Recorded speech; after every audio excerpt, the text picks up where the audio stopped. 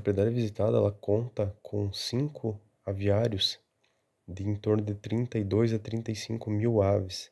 O consumo de cada aviário gira em torno de 7 a 8 toneladas de ração por dia, variando muito e conforme o número de aves alojadas naquele período. Nessa data estavam com 32 mil aves.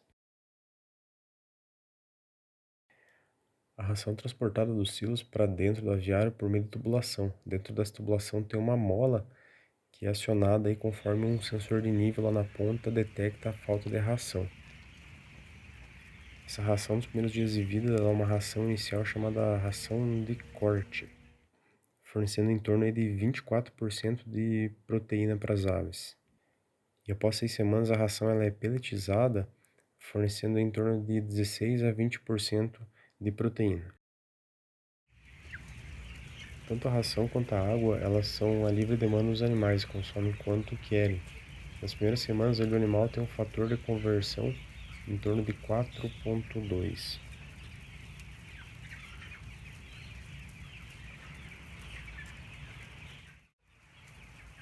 A iluminação é um processo fundamental no ganho de peso dos animais. Em média, eles ficam na iluminação aí por 12 horas e no máximo por 17 horas.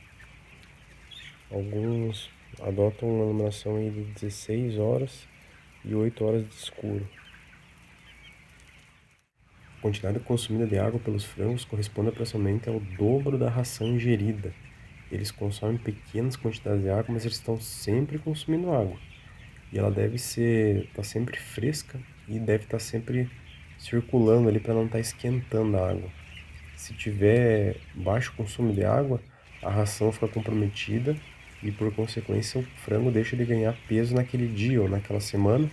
E lá no final das contas, o produtor acaba perdendo bastante em relação ao peso.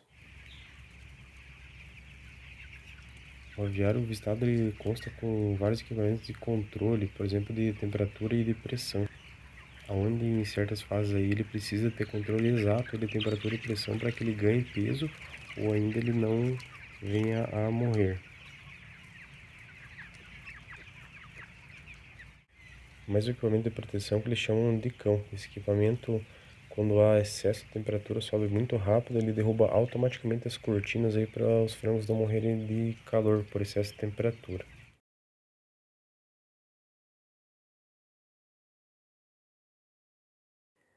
Outro produto voltado para a climatização do ambiente, esse que está aparecendo na imagem, é um produto automatizado.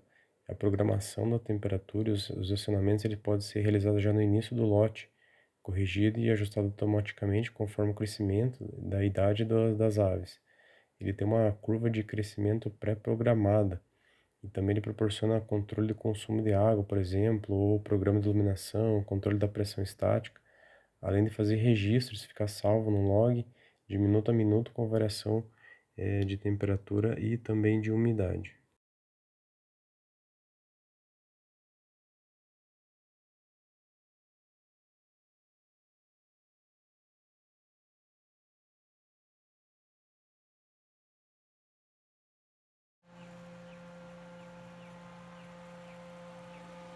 O produtor tem nos seus aviários um sistema de aquecimento das aves. Ele pode ser a gás, pode ser a biomassa, energia elétrica, pode ser a lenha, energia solar. E nesse caso do produtor visitado ele é a gás. No inverno aí o aquecimento ele não pode ser retirado das aves antes do 21º dia de vida delas. Esse equipamento deve estar instalado, deve estar pronto para o uso em qualquer tipo de emergência. Em regiões aí mais frias igual a nossa aqui. Um dos principais gastos desse produtor é o gás, é o principal gasto dele. E em segundo lugar vem a energia elétrica. Ou seja, aí o gás tem encarecido bastante o custo de produção dele.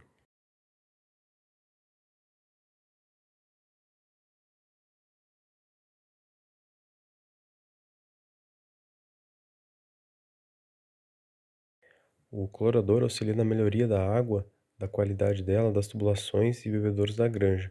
Ele também é responsável pelo controle microbiológico lá de bactérias, vírus e fungos e também age na eliminação do biofilme. O equipamento montado ao lado, ele serve para estar inoculando medicamento para os animais via água, né?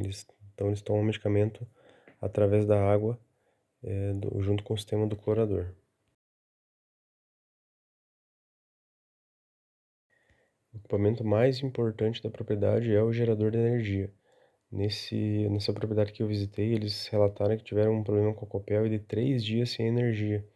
Então, se eles não tivessem esse gerador, toda a produção deles, dos 5 aviários, em torno de 33 mil aves, em torno de 160 mil ao todo, teriam morrido, teriam perdido tudo, que a partir de 2 horas eles já começam a morrer, né? Seja pelo calor, seja pela queda das cortinas, enfim. Falta todo o sistema básico deles aí de alimentação e iluminação. No caso deles é um equipamento tocado a diesel, mas com todo o controle eletrônico ali, para estar atuando imediatamente se faltar energia.